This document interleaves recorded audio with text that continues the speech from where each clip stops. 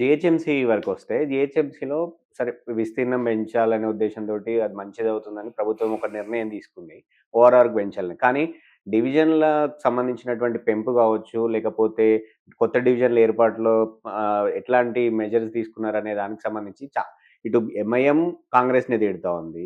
BJP కాంగ్రెస్‌ని తిడతా ఉంది. బీఆర్ఎస్ కాంగ్రెస్‌ని తిడతా ఉంది. కానీ సరైన అంటే ఒక ఒక మ అంటే దాదాపు రంగారెడ్డి జిల్లా ఇన్‌చార్జ్ మంత్రులుంటారు, హైదరాబాద్ మంత్రులుంటారు, లేకపోతే పార్టీ పరంగా కావచ్చు, ఎందుకు కౌంటర్ చేయలేకపోతుంది సార్? అది మంచిదా? చెడుదా? అనేది ఎందుకు చెప్పలేకపోతుంది? గత వారం రోజులుగా ప్రతిరోజు ఏదో పార్టీ ఏదో ఒక అంశం మీద జీహెచ్ఎంకి సంబంధించి మాట్లాడుతుంది. కానీ కాంగ్రెస్ పార్టీలో అసలు పూర్తిగా సైలెంట్ ఉంది అనంటే ఏం చెప్తారు? అంటే for your kind information congress వాళ్ళు కూడా నేను అబ్జెక్షన్ చెప్పారు. ఈ రోజు కూడా వాళ్ళకి చాలా వివరణలు కావాలని చెప్పి అడిగారు. మా పార్టీలో కూడా దట్ ఈస్ ద బ్యూటీ. ఏదైనా అంశాలు మనకి స్పష్టత లేనప్పుడు నాయకులు, అది మా పార్టీ అయినా సరే వేరే పార్టీ అయినా, ఎవరినైనా అడిగేటటువంటి స్వేచ్ఛ ఇచ్చిందండి ప్రభుత్వం. ఎవరికో చెప్పకుండా సీక్రెట్గా చేసేసేయాలి, క్లోజ్ పట్టించేసేయాలి అనేటటువంటి కాదు కదా. ఎవరైనా విమర్శించవచ్చు, ఎవరికి ఏమైనా ప్రశ్నలకి జవాబులు కావాలనుకుంటే వచ్చి తీసుకోవచ్చు కూడా. అంతే తప్ప ఎండ్ ఆఫ్ ద డే పారదర్శకంగా అందరి సమ్మతితోటి తీసుకునేటటువంటి నిర్ణయమే ముందుకు పోతుంది. కానీ ఇదేదో రూమ్లలో కూర్చొని ఆలకాలకే చిట్టీలు రాసేసేసుకొని ఇదే చట్టం అయిపోయింది అనుకునేటటువంటిది పైన ఉన్నటువంటి మోడీ సర్కార్ లాంటిది కాదండి. అంటే వాళ్ళనేది ఏంది అంటే కాంగ్రెస్ వాళ్ళకు తెలియదని మీరు కూడా చెప్తున్నారు. అంటే కాంగ్రెస్ వాళ్ళకు అబ్జెక్షన్స్, ఇట్ ఈస్ నాట్ తెలుసు తెలియదు కాదు, అబ్జెక్షన్స్ మనం మాట్లాడేది. ఏమైనా objections is different, awareness is different.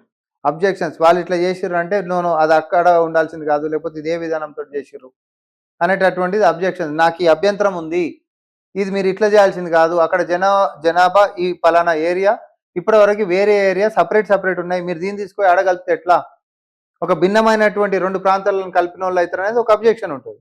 So అది వాళ్ళ దృష్టికి తీసుకొని పోవచ్చు, ఎమికబుల్గా అయిపోయేటటువంటి వన్ అయిపోతుంది. అంటే గతంలోనేమో అంటే పార్టీకి ఎవరైతే అధికారంలో ఉన్నారో వాళ్ళకి అనుకూలంగా జరుగుతాయి అనేది ఒకటి ఉంటుండే.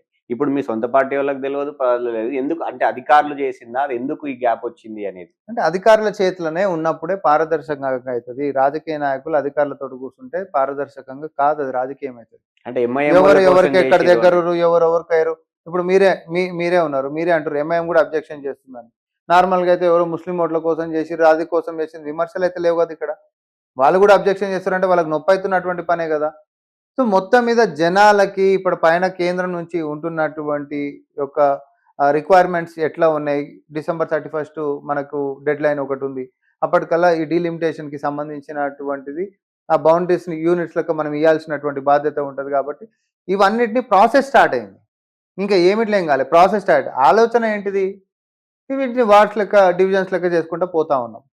సో ఇవ్వాల్సినటువంటిది ఒక కట్ ఆఫ్ డేట్ ఉంది కాబట్టి అంతలోపు ఈ ప్రక్రియను పూర్తి చేయాలి. అంటే ఇక్కడ ఒక ఏమొచ్చింది అంటే హడావిడిగా ఎంసీ కౌన్సిల్ నిర్ణయం తీసుకోవడము, అదే రోజు క్యాబినెట్ ఓకే చెప్పడము, ఇప్పుడు హడావిడిగా కొత్త డివిజన్లు ఏర్పాటు చేస్తున్న నిర్ణయాలు చెప్పడము, ఇవన్నీ కూడా ఏదో జరుగుతుంది, ఏం జరగదు. ఇప్పుడు హైదరాబాద్లో లేని వాళ్ళని హైదరాబాద్లో ఉన్నారని అంటలేరు, లేకపోతే హైదరాబాద్లో ఉన్న వాళ్ళని ఇంకో రాష్ట్రం అని అంటలేరు. ఏది ఉన్నా హైదరాబాద్ జనాల గురించి చేసేదే. ఆ ఉండేటటువంటి బౌండరీస్ ఫిక్సేషన్ దగ్గర అబ్జెక్షన్స్ ఏమైనా ఉంటే అది ప్రొసీజర్ నడుస్తుంది, అనుకుంటే టెన్షన్ పడాల్సిన అవసరం ఏం లేదు.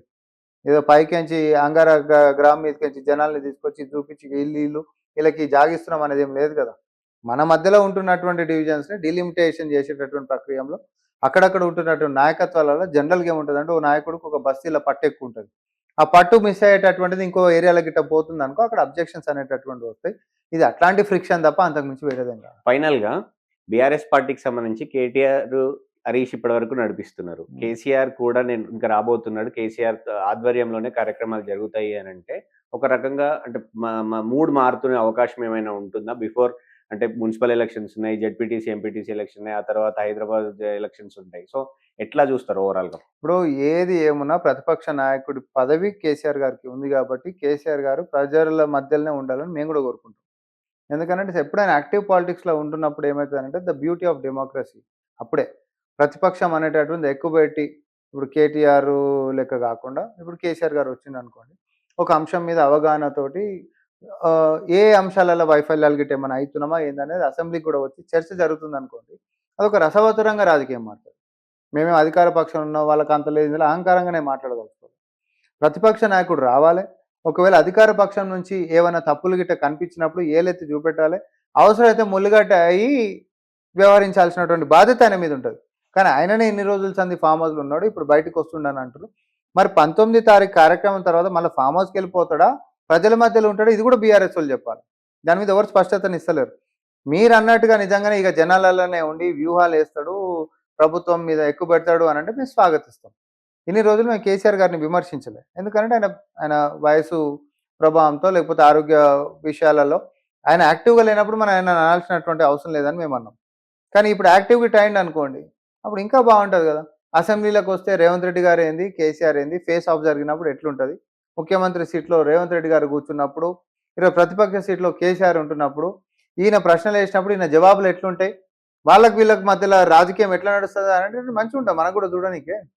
ఆబ్వియస్గా మంచి 100% మనం అది కోరుకుందాం, కేసీఆర్ గారు బయటికి రావాలని చెప్పి కోరుకుందాం, ప్రభుత్వానికి వ్యతిరేకంగా కొట్లాడాలని చెప్పి కోరుకుందాం. తద్వారా కొట్లాడితే ఇప్పుడు ప్రభుత్వం ఎవరైనా నష్టం అవుతుంది ఆయన బయటకు వచ్చి ఏం నష్టం కాదు. అరే మీకు ఒకటి అర్థమైతలేదు, టోటల్ మా ఇంటెన్షనే ప్రజలకు మంచిగా కావాలని. అంటే ఆయన బయటకు వస్తే మీరు ఇస్తానన్న మహిళకి 2500 అడుగుతాడు, తులం మీతో బంగారం నోరు లేవా? అడుగుతాడు, ఇవన్నీ అడుగుతాడు కదా. ఇది ప్రతిపక్ష ఎప్పటి నేతకు సందో ఛాన్స్ ఎక్కువ ఉంటుంది కదా. ఇది ఎప్పటి సందో అడుగుతుండ్రు. ఆర్థిక పరిస్థితుల మీదనే ఫస్ట్ సెషన్ పెట్టినాం. 2,80,000 అప్పులు మాత్రమే ఉన్నాయని చెప్పి గప్పాలు కొట్టినటువంటి వాళ్ళు తర్వాత కుప్ప ఓపెన్ చేసి చూస్తే 8 లక్షల కోట్ల అప్పులు ఉన్నాయి బిల్లులతో కలుపుకుంటే. ఇవన్నిటిని ఆర్థికంగా మనం ఈరోజు దృష్టిలో పెట్టుకుని అది కూడా ఎంత దొరుకుతుందో అంత గుంజుకొచ్చుకోరు పైసలు వాళ్ళ కమిషన్ల కోసం. 12%, 13%.